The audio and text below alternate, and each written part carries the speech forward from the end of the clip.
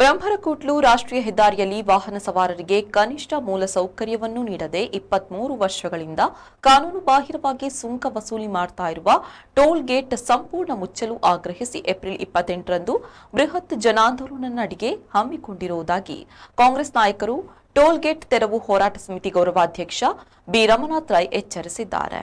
Gurupura block Congress ಕಚೇರಿಯಲ್ಲಿ ಹಮ್ಮಿಕೊಂಡಿದ್ದ ಪೂರ್ವಭಾವಿ ಸಭೆಯಲ್ಲಿ ಮಾತನಾಡಿದ ಅವರು, ಬಿಸಿ ರೋಡ್ ನಾರಾಯಣಗುರು ವೃತ್ತದಿಂದ ಬ್ರಹ್ಮರಕೋಟ್ಲು ಟೋಲ್ಗೇಟ್ವರೆಗೆ ಜನಾಂದೋಲನ ನಡಿಗೆ ನಡೆಯಲಿದ್ದು, ಈ ಹೋರಾಟದಲ್ಲಿ ಎಲ್ಲರೂ ಕೈಜೋಡಿಸಬೇಕು ಎಂದು ಮನವಿ ಮಾಡಿದರು.